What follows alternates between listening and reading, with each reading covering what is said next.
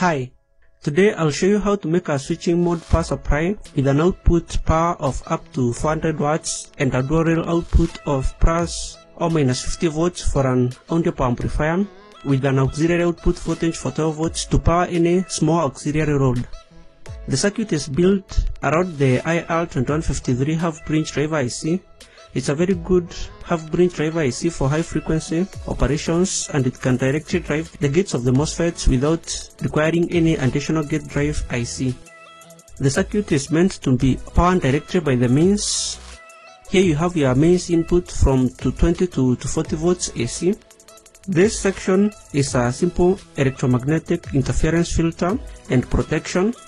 So the fuse will limit the maximum current that can flow through the circuit. It's rated for 7 amperes.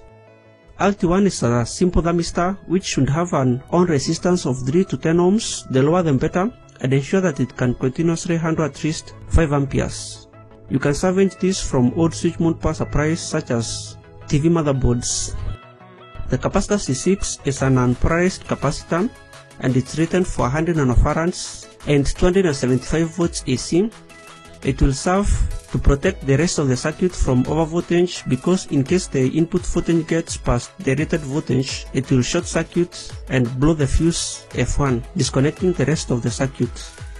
This is a common mode filter inductor choke, and this you can also salvage from old switch mode power supplies. This basically will isolate the high frequency noise on the switching side from interfering with the low frequency mains and any components connected to the mains such as radios. The next stage is a bridge rectifier BR1, which is rated for at least 8 amperes and 600 volts. You can easily find this online and they are for cheap, or you can salvage some from old electronic components. The thermistor LT1 will ensure that during startup, the initial current will be much less. That is used to charge the bulk capacitors C4 and C5, and this will protect the bridge rectifier BR1 from getting destroyed.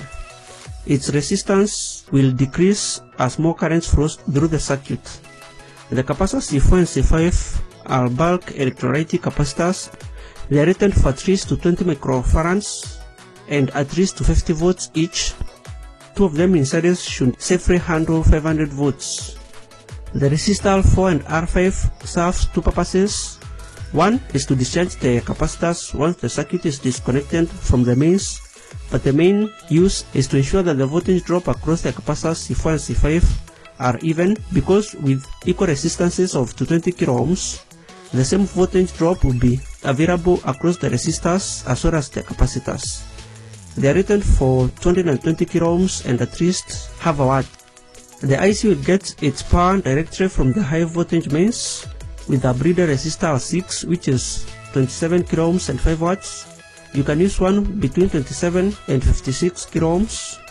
The AC has a built-in Zener diode between its VCC pin 1 and its ground pin 4, so there is no additional Zener diode required, as this will ensure the voltage supply to the IC does not exceed 15 volts.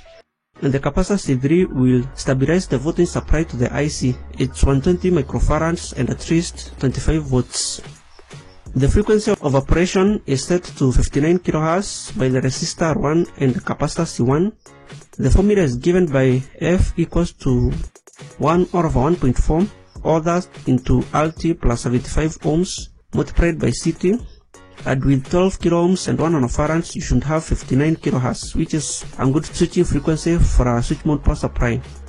Ensure that the frequency that you use is somewhere between 40 and 60 kHz. In case you use the IR2153D, there is no need for the additional diode D1 across pin 1 and pin 8 as shown, because it will come with a built-in diode. The AC has 8 pins, 1 through to 8. 1 is VCC, 2 is RT, 3 is CT, 4 is common on ground, 5 is the raw output, VS is the common output, HO is the high signed output, and VB is the high signed power supply. The mode of operation is very simple. The LO and HO signal outputs will be complementary of each other, meaning that when LO is high, HO will be low and vice versa. The gate resistors R2 and R3 are 22 ohms and rated for at least 1 watt, and the capacitor C2 for filtering the high signed power supply is 10 microfarads and at least 25 volts. It's an electrolytic capacitor. Initially, let's say there's a high output signal at pin 5, and so the gate of the MOSFET Q2 will be pulled up to about 15 volts, ensuring it conducts. So Q2 will be on, but because here you have a low output, the MOSFET Q1 will be off, because its gate will be pulled down to Vs, or basically it will be shortened to its source through R2. So Q1 is off. When the MOSFET Q2 conducts, now you have a current path flow from the high voltage DC through the capacitor C4, through the capacitor C7, through the primary winding, through the MOSFET Q2 and to the negative rail as shown. And the capacitor C7 is an unpolarized capacitor rated for 3.3 microfarads and at least 275 volts. If you have lower value capacitors, you can parallel 2 or more of those. Ensure that it can handle currents more than 5 amperes because otherwise it will overheat and blow. In the next stage, now you have a low output at pin 5, and this will pull down the gate of the MOSFET Q2 to its own source through R3, ensuring it turns off.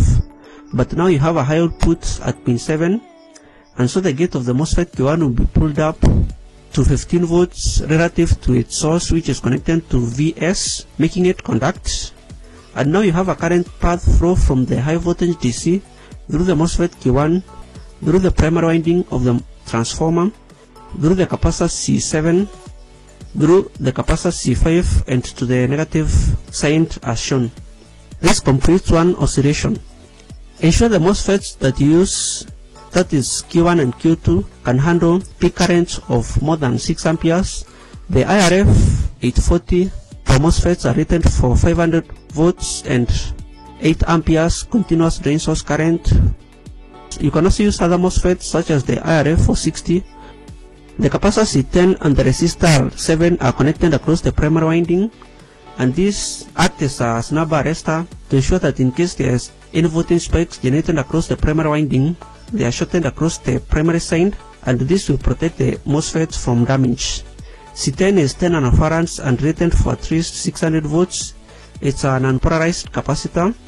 R7 is 100 ohms and rated for at least 3 watts. Before we get to the transformer specifications, let's have a look at the output sides. So you have one secondary, which is a simple power supply, which can be used to power an auxiliary circuit such as an amplifier and its biasing circuitry. And here you have a high frequency rectifier made up of FR107 and a filtering capacitor C8. This can be 1000 microfarads and rated for at least 25 volts. The ICU1 is RM1712. This will regulate the output voltage to 12 volts, and with this you can power the IC and its necessary biasing circuit. The main dual rail output is made up of a bridge rectifier and a filter made up of the inductors L1, L2 and the capacitors C11 through C14.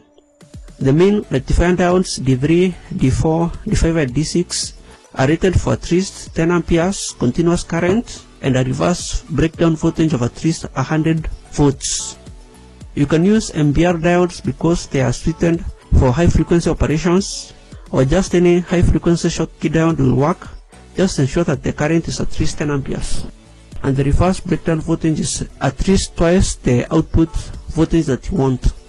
The inductor L1 and L2 are rated for a continuous current of at least 10 amperes. This can be from 87 to 330 microhenries, and the core can be a ferrite core or iron pendant core. The inductors together with the capacitors will ensure that the output voltages are smooth and filtered to a steady DC, and the main filtering capacitors C11 and C12 are rated for 470 microfarads and at least 75 volts. They are electrolytic capacitors. C13 and C14 are optional but recommended to ensure even more stable output voltage. They are 100 nanofarads and at least also 75 volts. These are ceramic film capacitors. This will eliminate any high frequency noise that may be present in the output DC voltage.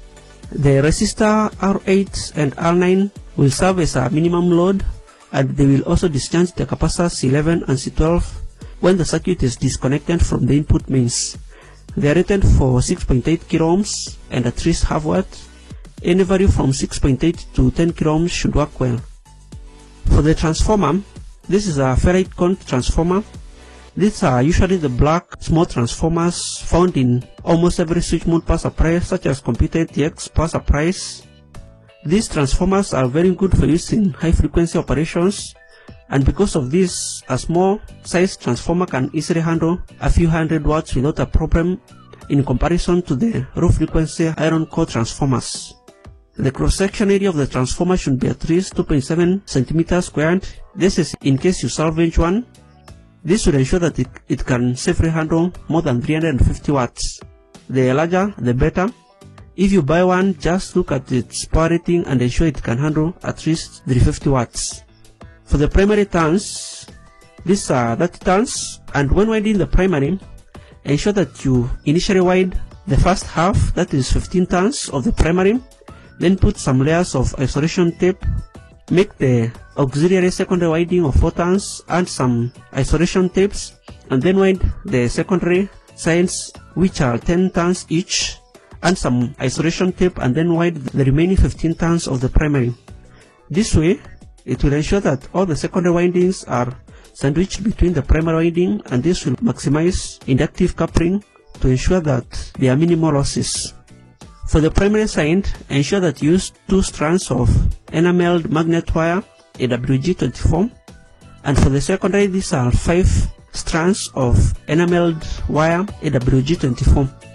A single strand of AWG24 can handle about 3.5 amperes, so with 2 turns, this will ensure that the primary side can safely handle more than 7 amperes, and the secondary side can safely handle more than 10 amperes without overheating too much or without any significant power losses.